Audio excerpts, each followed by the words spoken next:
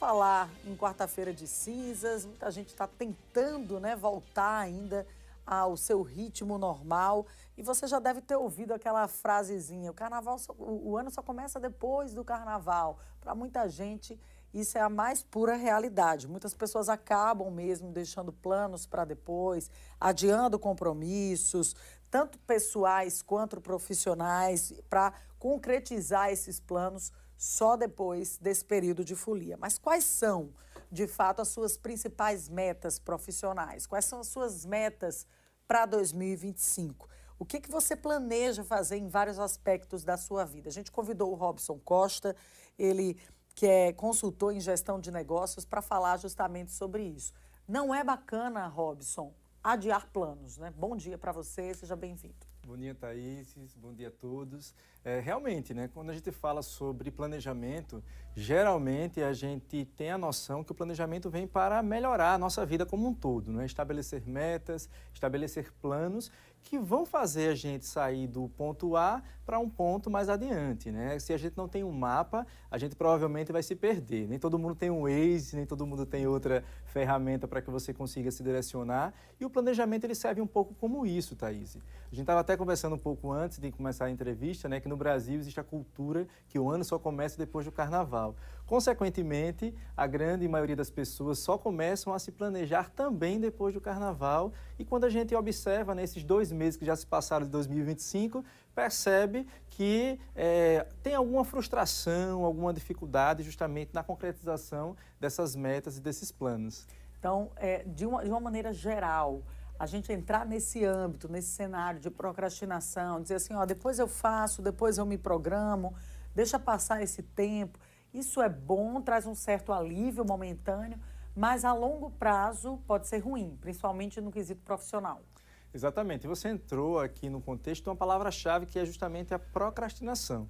A gente tende a procrastinar, né? O nosso condicionamento mental é sempre para deixar para fazer as coisas depois. Isso traz uma certa dificuldade. Imagine que a nossa vida é como se fosse... Eu estou ali administrando várias contas bancárias. Eu tenho a vida pessoal, tenho a vida profissional, tenho a minha saúde física, a minha saúde mental. E o planejamento ele serve para isso. Ele serve para que a gente estabeleça as nossas metas, discrimine também quais são as ações que nós vamos fazer para concretizar essas metas e que a gente, de fato, coloque em prática. Porque a grande dificuldade é justamente essa. Se eu não sei o que eu vou fazer, a probabilidade que eu faça algo sem norte, sem direcionamento, vai ser muito grande. Então, é de extrema importância que você, que ainda não começou o seu planejamento, termine essa entrevista, anota ali quais são pelo menos 3 metas que você tem agora para o primeiro semestre de 2025. Estabeleça também ali no seu papel, no seu bloco de notas do celular, algumas ações que você pode fazer para concretizar essas metas, porque você traz algo palpável,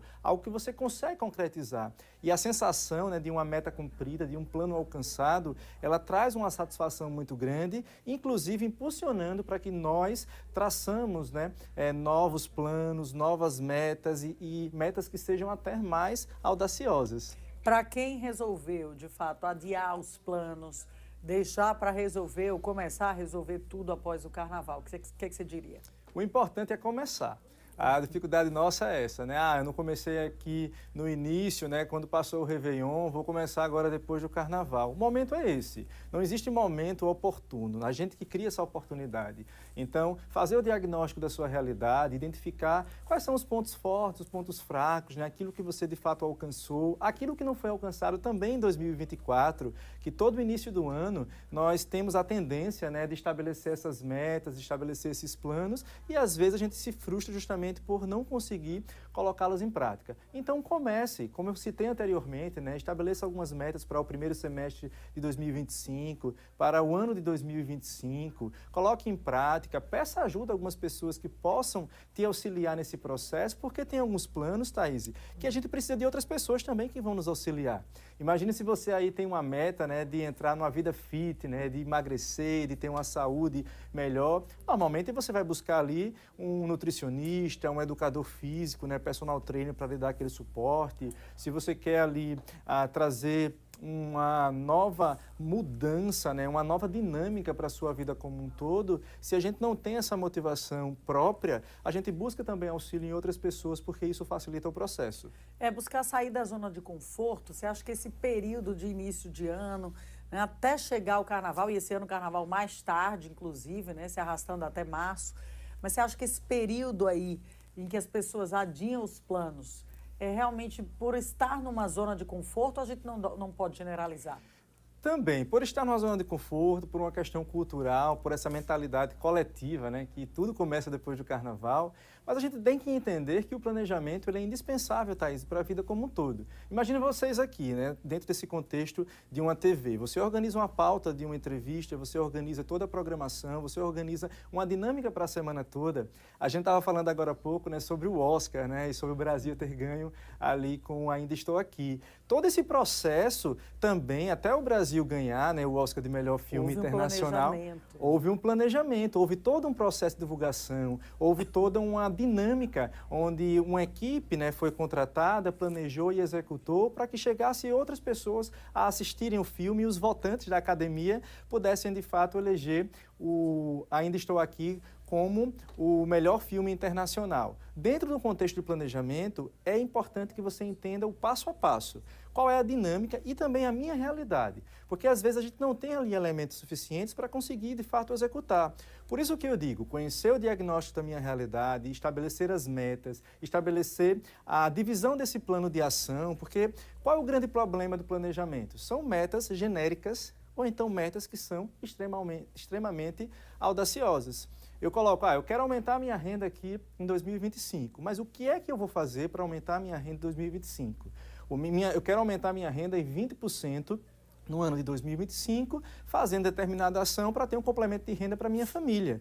Isso daí eu estou discriminando a minha meta. Estou estabelecendo uma meta que nós chamamos na área de gestão e planejamento de uma meta SMART, de algo que é alcançável, de algo que é relevante, de algo que tem um intervalo de tempo para que eu consiga concretizar essas metas. Porque o planejamento ele tem todo esse desdobramento. Eu preciso entender que, mesmo o primeiro ponto sendo iniciar, eu preciso também executar. Não adianta nada a gente fazer inúmeras metas, inúmeros planos, se a gente não partir de fato para a ação, porque com a ação é que nós vamos ter resultados diferentes. Se eu não tenho ações diferentes, os resultados serão sempre os mesmos. Quem vai começar agora o ano a traçar realmente os planos e as metas para o ano deve começar por onde?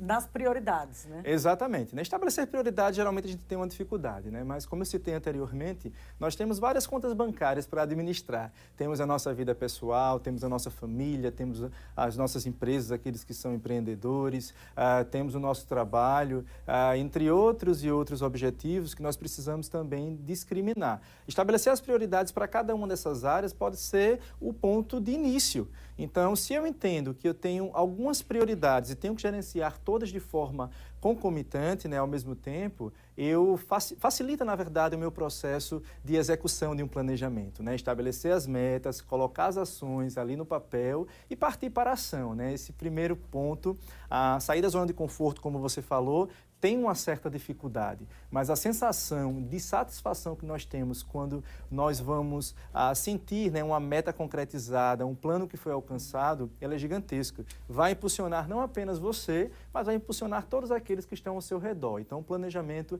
eu sempre digo, ele é algo pessoal, mas que ele pode ter um impacto na coletividade. Pois é, então essa é a hora, se você não fez o que deveria ter feito já nos 2 primeiros meses do ano, agora é a hora realmente de colocar a mão na massa, deixar para trás os adiamentos e passar realmente a concretizar, a planejar, a traçar metas, como o Robson aqui falou tão bem. Conversamos com o Robson Costa, ele que é consultor em gestão de negócios. Robson, obrigada, sempre muito didático, fácil de compreender. E a gente segue assim, seguindo as suas dicas para ter um ano ali com os objetivos alcançados ao final. É isso que é o mais importante. Eu que agradeço, Thaís, eu que agradeço a todos que estão nos assistindo. E um feliz 2025, se o ano está começando agora, estabeleça suas metas, planeje-se e parta para a ação. Pois é, o Réveillon já foi, o Carnaval também. Agora, não, é só depois da Semana Santa. Não, esqueçam, gente, esqueçam. Vamos começar o ano assim, trabalhando. Gente, o Thiago Gomes já está aqui.